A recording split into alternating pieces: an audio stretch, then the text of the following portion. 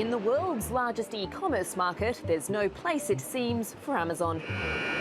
It's winding back operations in China, instead shifting focus to offering overseas goods. It means domestic shoppers won't be able to buy from local sellers on the platform, but they'll still have access to Amazon's global store, with products from places like the UK and the US. While it's a rare retail retreat, many industry observers saw it coming.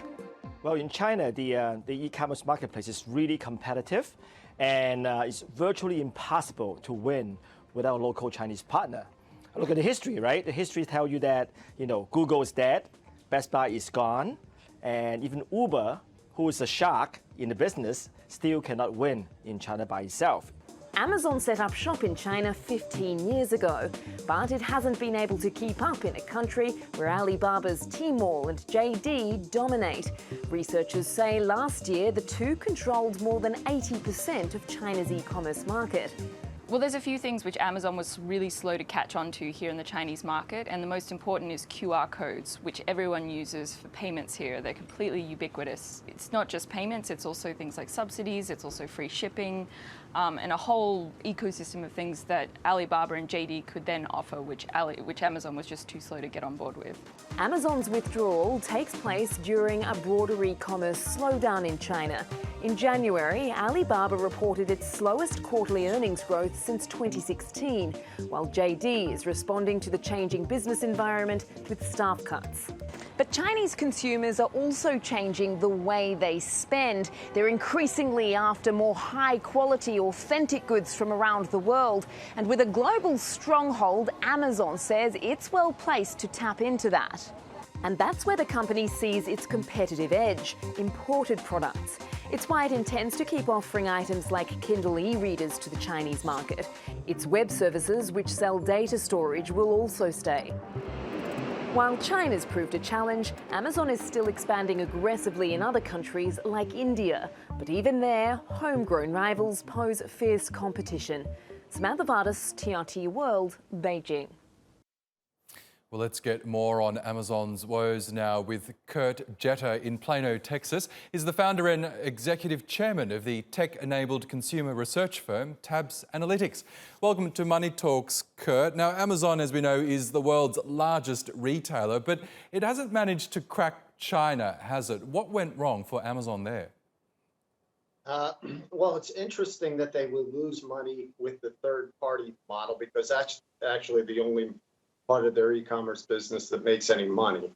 So it says, I think, as much about Alibaba as it does Amazon. There seems to be probably some very heavy subsidies Alibaba is giving to those third parties that Amazon refuses to go there, because, I mean, what we know about the Amazon business model overall is they're not making money in e-commerce.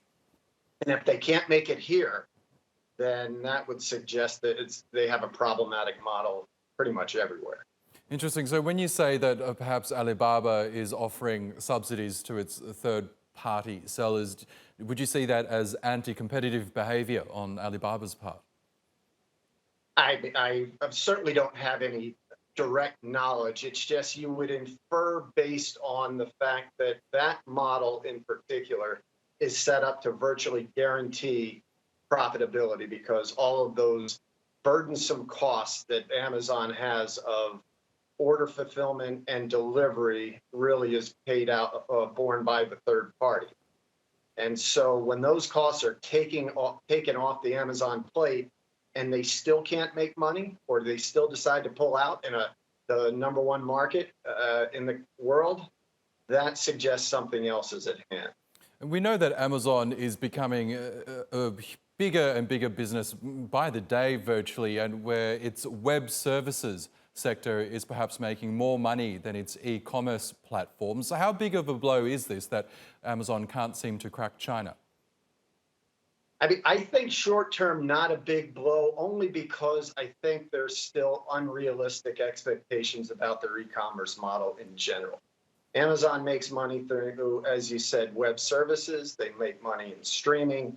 They don't make money in e-commerce, and we've seen that with recent press reports that Walmart's losing $1 billion a year through e-commerce. And so they're at the same scale level as Amazon, obviously not quite as big, but still huge in e-commerce, and they're losing that much money.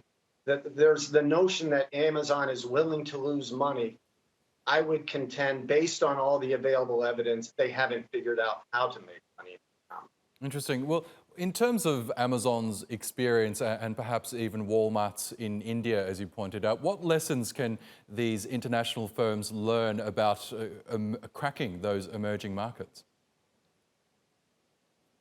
I think the one thing that they all have to understand or kind of get their arms around is their whole supply chain.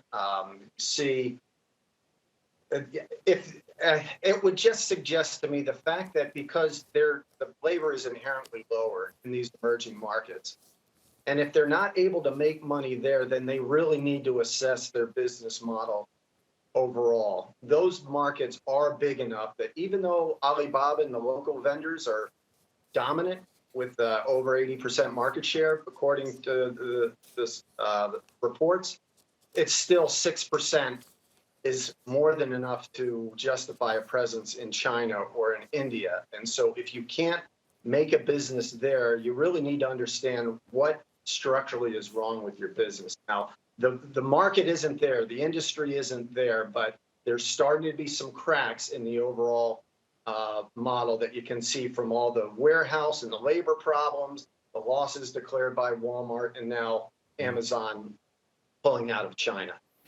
Okay, a sector that we'll keep our eye on. Kurt Jeter in Texas, thank you again for your analysis.